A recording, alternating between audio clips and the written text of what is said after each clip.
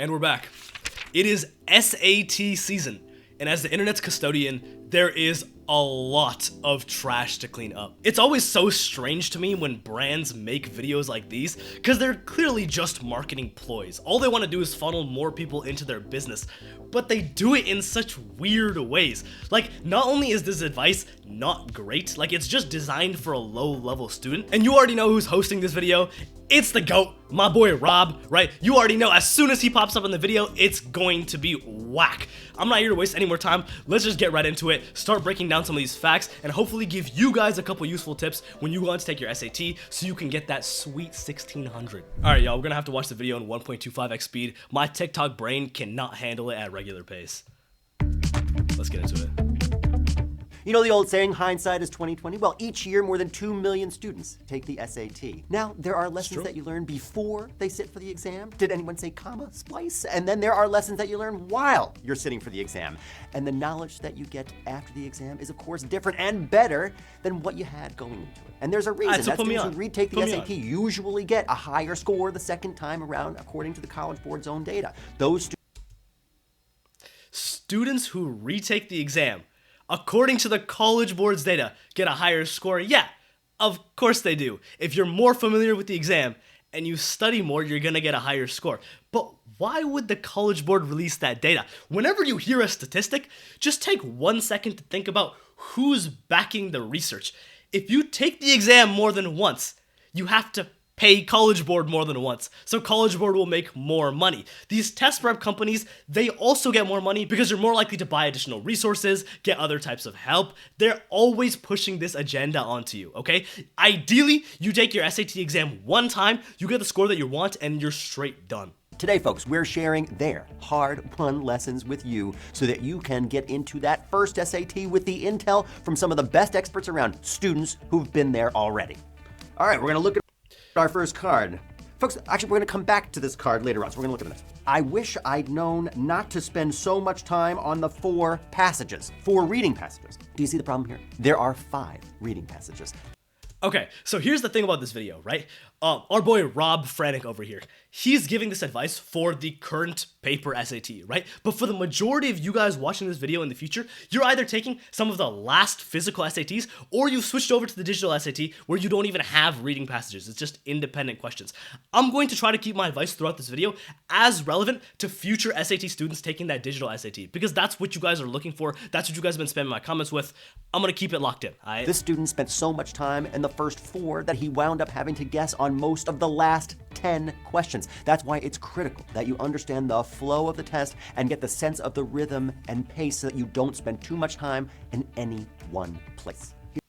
Okay, this is something that I actually do agree with Rob on. You should know approximately how much time the questions are going to take you at any stage of the exam. When you go to actually take the exam, there under almost no circumstances should you be put in a situation where you either finish all of your questions with way too much time left over, like half an hour left over, you just breeze through it, or you're approaching the end of the exam and there's like 10 questions left over. There's a certain rhythm and pace that you develop when you take practice tests at home. That's why you do the practice tests. It's so that you can get used to the timing, get into the flow, get a feel for everything. That's why we do those full-length practice tests. When you're on the actual exam, you want to stick to that same rhythm, that same pacing. Don't get put in a situation where time is the limiting factor for your score. That is not how top scores operate. That is not how you should be operating. I wish I hadn't put the SAT off until the last test date.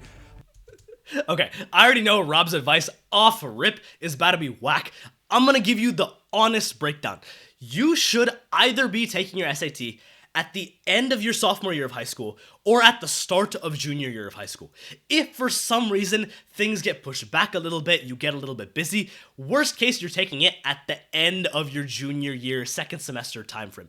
You should not be put in a position where you're taking your SAT on the last available date. However, if you do get in that situation, I'll tell you right now, I'll keep it very clear. The last reasonable date you can take your SAT is October of senior year, because you have to apply to colleges by around November. And so if you take your SAT at the start of October, it takes about 2 weeks to get your scores back. And then once you get your scores back, you have to send them to all the colleges and you need time for that. October is pretty much the drop dead date.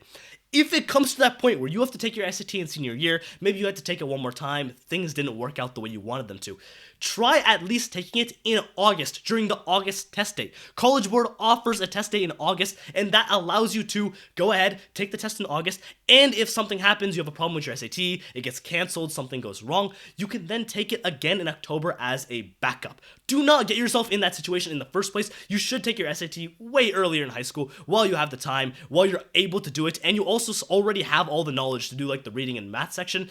Don't do whatever this guy's about to tell you to do. Oh my gosh, my heart breaks for this student. She was doing almost everything right, studying diligently so that she'd only have to take the test one single time. I have so much empathy for the student. But if you just pay me $5,000 for my course, these guys, man, I can't trust anything they say. It's fine for that to be your goal, but it's also reckless too, because you're putting your eggs in one proverbial basket. What happens if you get sick on test day? Or like this student, you're thrown off by distractions in the testing room itself. Yo, okay. I've had a lot of people like bring this up to me, like distractions in the testing room. Look, I'll be fully real. Things are gonna happen. Like, it's a testing room with other people. Once you have a bunch of other heads involved, and if you went to like a private school like I did, right? You're in a room with like 20 to 30 other students, right? Someone is gonna drop a pencil during the test. Someone's gonna drop their calculator. Someone's gonna smell a little weird. Okay, it's bound to happen.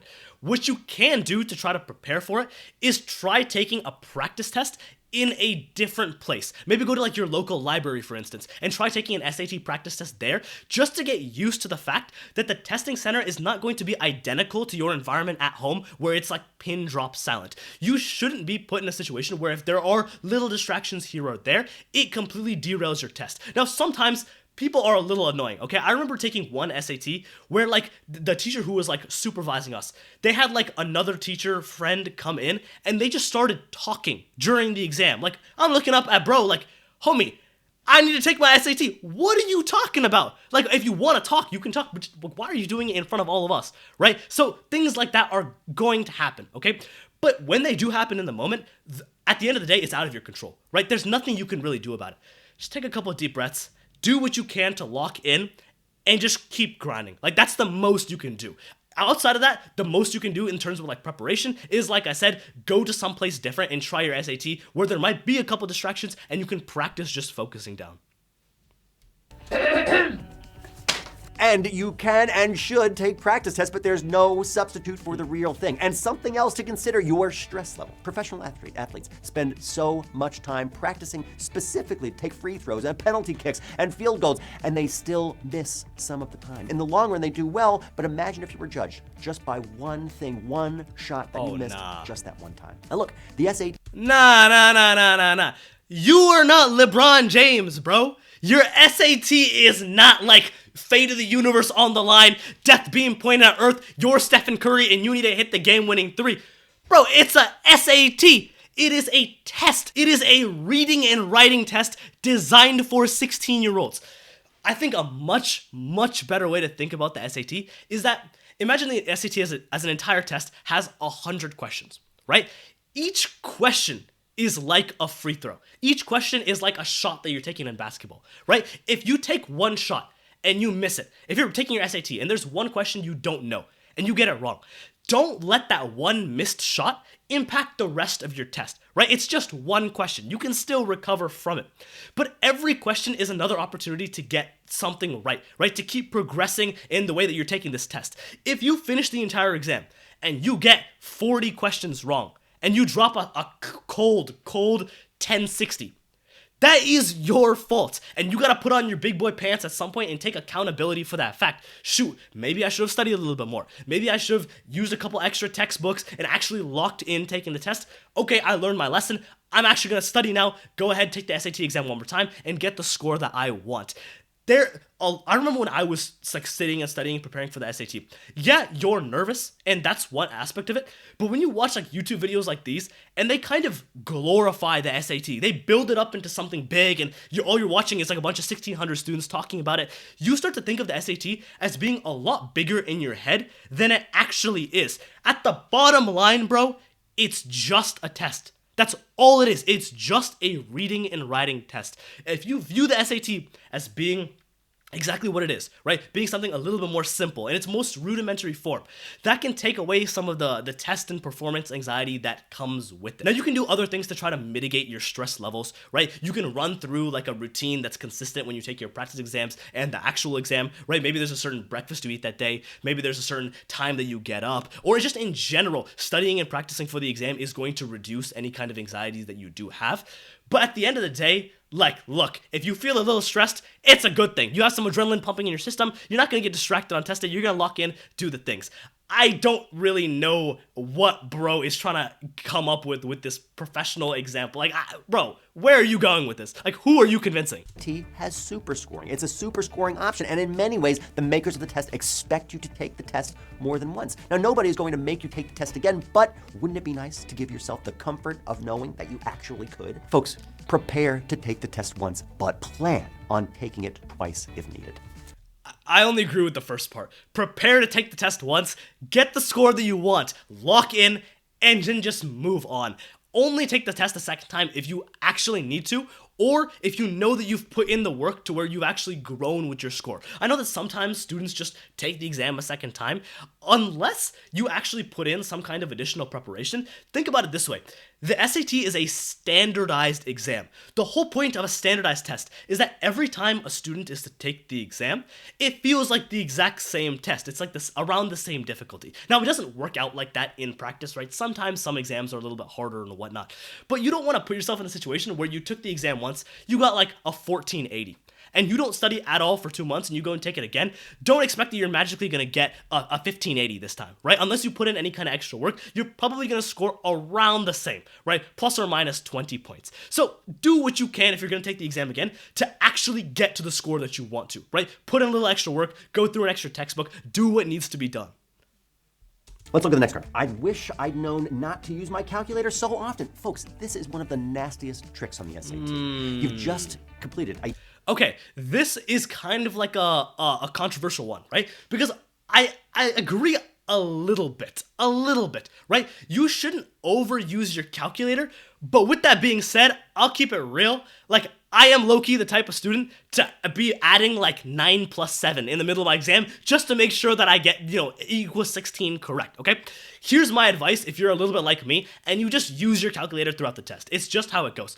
The main issue, right? The main reason why you shouldn't use your calculator is because the likelihood that you mistype some numbers and you don't catch it and you end up getting the question wrong because of it is higher than if you just did the math without using the calculator, okay? So if you're going to be using your calculator, all I recommend is that you just slow down a tiny bit. You don't have to, while you're looking at the problem, just start ticking away at your calculator, putting all the numbers in without proofing it. Like, you don't gain anything from that extra 1 or 2 seconds saved. Instead, slow it down, make sure you're clear with the keys that you're pressing, you're doing a good job, you have a good rhythm to it, and then after it's all said and done, you just check one little glance to make sure that the numbers on your calculator align up with the numbers in the problem. As long as you do that, and you minimize the number of calculator mistakes you make, you can and honestly should use your calculator more often than not. Sometimes on the SAT, they'll ask you to solve like the quadratic formula or find the roots of a question.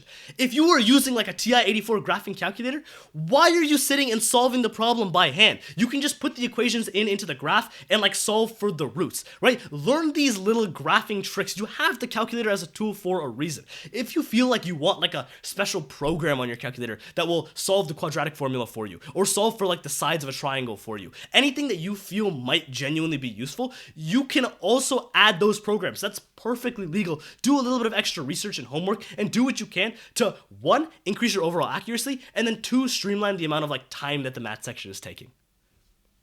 A 25-minute math section on which you were not allowed to use a calculator, and now you're being told that you can use it on the next Okay, this is like, it's not relevant to you guys anymore. But here's the thing, just because you've been given a tool doesn't mean that you should use it. Part of the SAT is testing your judgment about when a calculator is appropriate. You've got about 90 seconds to answer each math question, and you've got to know when a calculator will actually help you speed things up. Start by reading the question and set up the problem on the paper with your pencil, and then only grab your calculator if you need it. avoid the reference sheet. Folks, this is similar trap to the one we Oh, just this spoke is about with the interesting. calculator. The SAT gives you a reference sheet for commonly tested formulas and triangle properties. If your mind goes blank on a question about the Pythagorean theorem, or you forget how to find the volume of a cone, it's good to be able to refer back to them. But it'd be faster still if you knew those formulas off the top of your head and you didn't have to Facts. flip back and forth. Facts. I'll be real, the reference page on the SAT is a complete meme. You should never, not even once during your test, actually have to go back and look at the reference sheet. I remember when I was taking my SAT, I had a homie who took it the same day as me, and there was like an SAT problem about like a can. It was like a soda can, and you had to find like the surface area of just the middle part. My boy did not know how to find the surface area of a cylinder. Bro's looking back at the reference sheet and he's like, yo, I was looking at the reference sheet and they didn't have it on there. Dog, why are you looking at the reference? Are you stupid? Like, there's literally only like 10 formulas they actually ask you to know, and they are the most basic geometric volume and surface area formulas. If you can't memorize those, I don't know if you personally deserve the 1600. It is that simple. Just memorize them, learn them, and move on. Why are you trying to fumble back during your SAT, go to the first part, find the reference equations, and then use them? No, the reference equations they give you are never going to be anything that's like super crazy that you didn't already know. It's only the most basic stuff. If you can't remember a squared plus b squared equals c squared, you're cooked. You're honestly cooked. Just take the time to memorize it and do the actual test. Take it like a normal person. You do not need the reference sheet. And given all the practice that you're going to do, you will know them. All right, next bit of advice. Here we go. I wish I'd known that I could solve the questions in any order. Now, this one, appropriately enough, is the one that we said we'd come back to. Look, when it comes to honest basic test taking technique, I'll put you on exactly what I did, right? Answer the questions in order. It's literally that easy. You don't have to do these weird techniques. I know some people like to be like, oh, let me start on the end of the math test and come back. Look, if you guys are taking the electronic SAT, take it as it is. You don't need any kind of weird strategy or formula. A lot of times, the way the SAT just works is it's like they start with the easier questions and then they build up to the harder ones. The easier questions, they honestly like build up your confidence as you're taking the test. They get you into your flow state, into your momentum. When those harder questions do come, you feel like you're in the zone. You're locked in. You're ready to attempt them. Why even break that by trying to mix it up? Same goes for like the reading section. Even if you are taking like the older SAT where they have passages and stuff, just do the questions in order, pace it out. That's the way the test is designed to be taken, and honestly, you can get a 1600 just by doing that. You do not need any kind of weird test taking technique. It's not worth your time to try to learn and incorporate into your studying. And here's something every student should know. This is your test. Take it the way that works best for you. Within a section, you should take the easy test first. Now, take it according to, of course, Yeah, look, that's valid, right? At the end of the day, it's your test. If you're watching videos like this one online and someone recommends a strategy, even if I recommend a strategy, and you're trying to implement it and it feels like it's not clicking for you, don't do it. Honestly, your goal here is to maximize your own efforts, your own strategies, right? Do what you can to increase your personal odds to get to whatever goal score you have. Sometimes your goal is not to get a 1600. Sometimes you just need to break that 1400 threshold, and that's where you're working on, right? Start there and then build up. personal order of difficulty. Do not let test makers hoodwink you into thinking that you're following their order. That's how you leave points on the table, and you want to make sure that you earn every point that should rightfully be yours. Folks, that's how we take lessons learned the hard way and transform them into lessons learned the easy way. Interesting video. Don't go buy his course. I don't recommend it. I don't endorse it. With that being said, if you do want a couple extra like additional materials, like in regards to like textbooks, things that I recommend, especially if you're struggling with the reading section, I have a couple textbooks linked to the top of the description. Go ahead and check those out. They will be useful to you. A ton of you guys have been DMing me on Instagram recently about your SAT studying, letting me know how that's going. I want to wish you all the best of luck with your upcoming exams. Thank you all so much for watching. If you want more tips or videos, leave a comment in the description and I got you guys. Thank you all for watching. This has been Pratik. Peace.